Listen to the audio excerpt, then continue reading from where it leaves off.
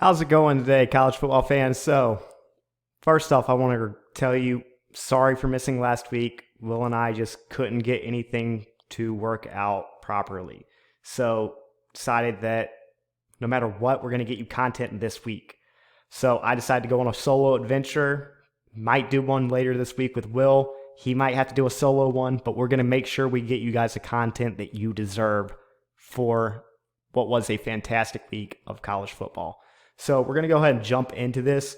We're going to discuss some of the biggest games from this weekend. So first off, we had Notre Dame, Wisconsin. To say that this game was a defensive slugfest would be an understatement until the fourth quarter, of course, whenever Notre Dame blew the game wide open. But for 3 quarters, fantastic, old smash mouth football. There wasn't much running from either team. Notre Dame stopped the run, and Wisconsin stopped the run from Notre Dame. So they both took away the strength of what each team should be, which is a run team.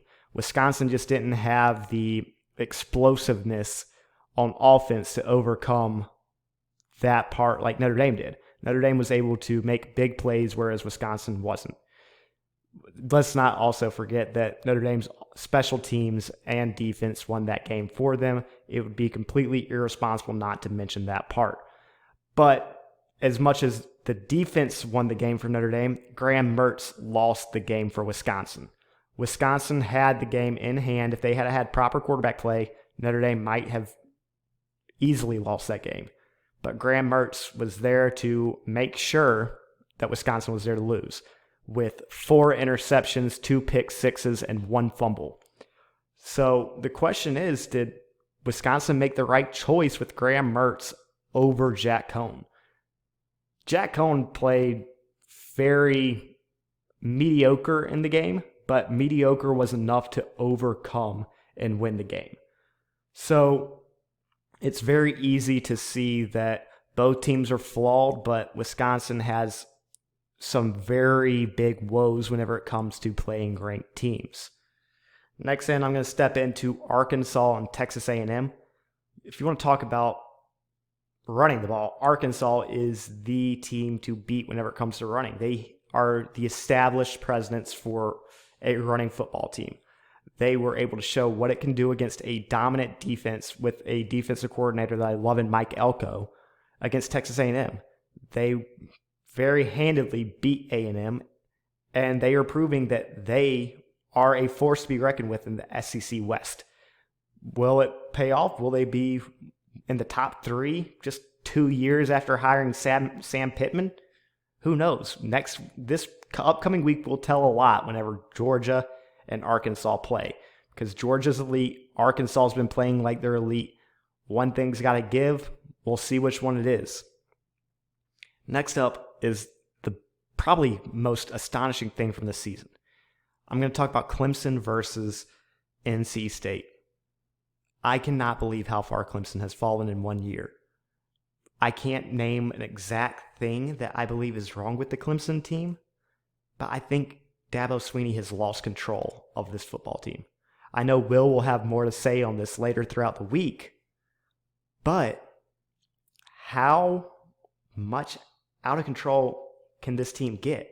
There's a video surfacing of a Clemson player. I can't name off the exact player, and I don't want to because I don't want to be wrong about this, because this is a giant thing to talk about with a player spitting in the face of fans after they lost the game. So how sore of a loser do you have to be? But number 2, Dabo made a player walk home last season after he got in an in-game fight. That is alone enough to say that Dabo had control of that team. He was not going to let a player make a solo judgment on what they were going to do representing the Clemson football team. This is worse, and Dabo has not done anything yet. Is it outlandish to say Dabo has lost control? DJ's not playing well. It's the first pocket passer they've had in Clemson in a while, and it's showing so many offensive line woes. But usually Clemson has been able to scheme their way out of these offensive line woes. Is it the fact that they had a running quarterback in the past that was able to make up for it? Travis Etienne, a fantastic running back? Or was it the offensive scheme? is Tony Elliott, the offensive coordinator, just not doing what he needs to do? Is DJ too stationary? What is the problem with Clemson? I would love to hear your opinions, but I honestly think Dabo has just lost control of the football team, and there's no clear leader. No clear leader in the offensive huddle and no clear leader on the sidelines. Last up for my discussions from this past weekend is Oklahoma, West Virginia. This one was an interesting game because West Virginia took Oklahoma down to the line. That's been a big thing this season. There has not been a team that stands above the rest.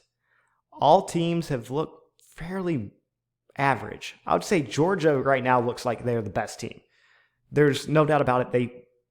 I can't say how good Clemson is anymore, but they still have what looks like a good win in neutral field, and they dominated Vanderbilt, which isn't a good team, but they're doing what they need to do, and you can't knock them for that.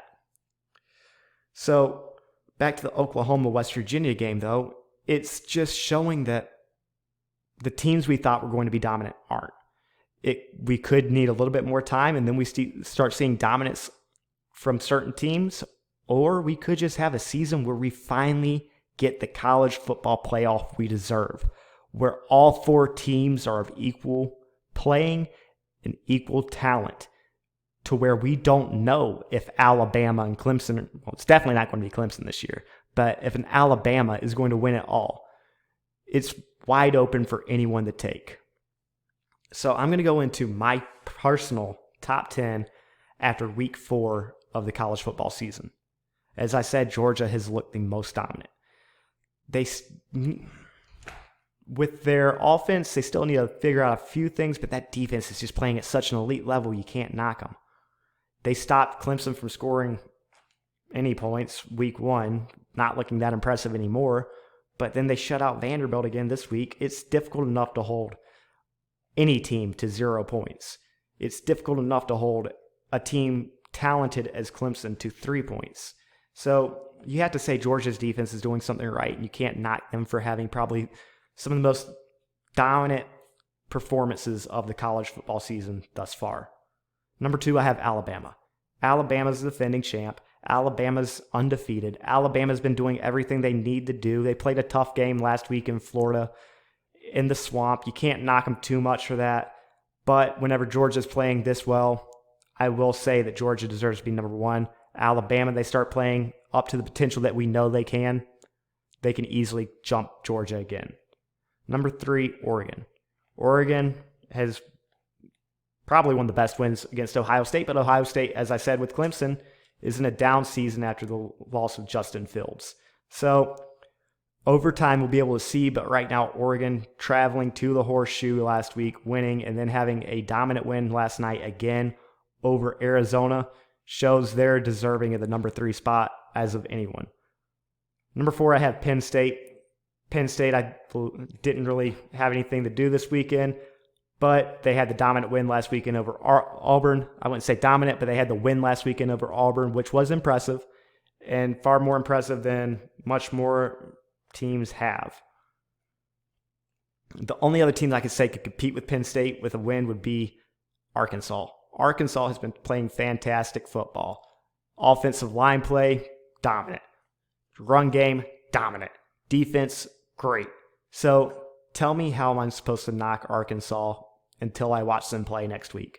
They are clearly a top 5 team at the moment. Let's see how they play Georgia. I think it's going to be a close game. We'll see who comes out on top. Number 6, I have Cincinnati. The Bearcats have been playing great. Bearcats are on a bye week this week. They play Notre Dame next, and that will be a fantastic game in South Bend. We will be able to tell a lot about the Cincinnati team. Offense, let's just be truthful, they could break a big play at any moment. And Notre Dame's defense, very susceptible to the big play from what we have seen throughout the first 4 weeks. So Cincinnati has the opportunity to go high in these rankings if they're able to pull off an upset next week. But from how they've been playing since week 1, they are clearly a top 10 team on the cusp of being a top 5 team. Number 7, I have Iowa. Iowa's been doing what they need to do over in the Big Ten.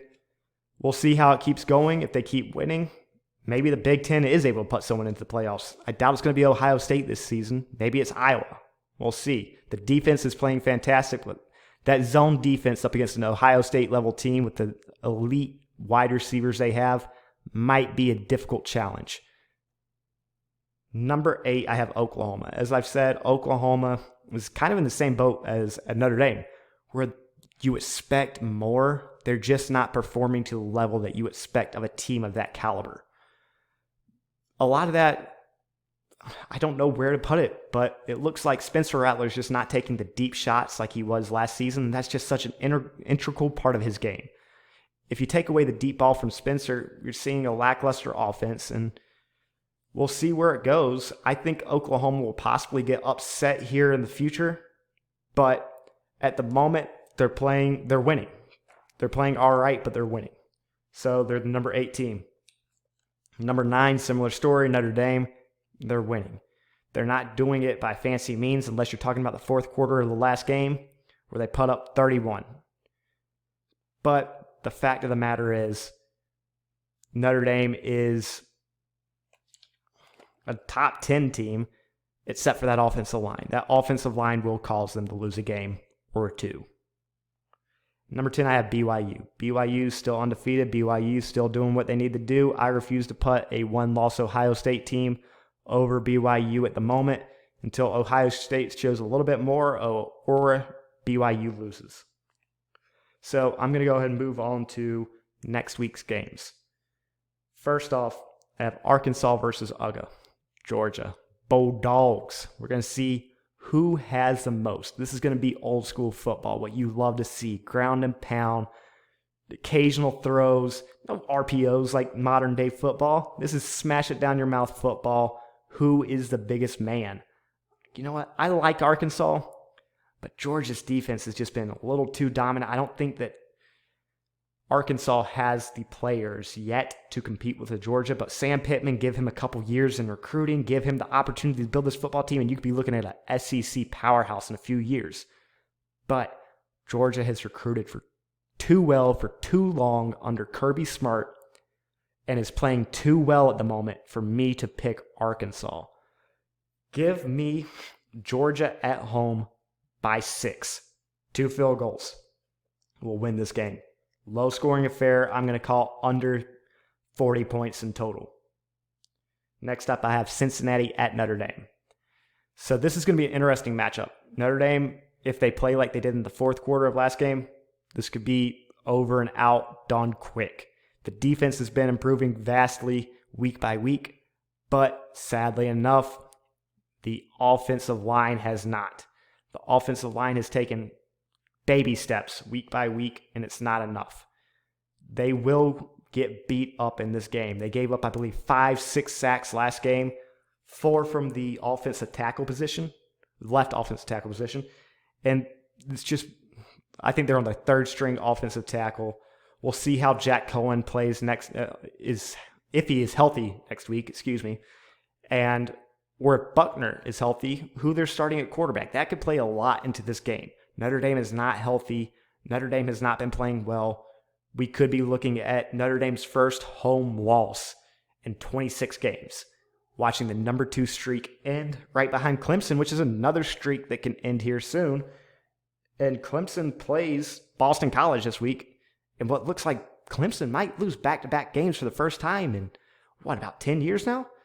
Clemson is not this team, but Clemson is playing far below average. Clemson is going to lose possibly 4 to 5 games this season if they did not find a way to scheme around that terrible offensive line, get DJ to play like he should be, or find a quarterback that should be playing instead of DJ. Last up is my game of the week, the one I'm excited to watch. I could not express how much I think this will be an upset. I am taking Ole Miss over Alabama. Ole Miss has the offense to light up any scoreboard. Alabama's defense has been playing lackluster. Lane Kiffin wants to beat Nick Saban more than anything else. So, I believe this is the game that Lane Kiffin is able to pull it off. That offense, between both offenses, I'm saying we have over 90 to 100 points scored. I don't think much defense will be played in this game, but what I can tell you is you should be excited for Ole Miss Alabama. I'll be watching it. Once again, thank you guys for tuning in. If you have any comments, anything that you want to say, please leave it down in the comments section.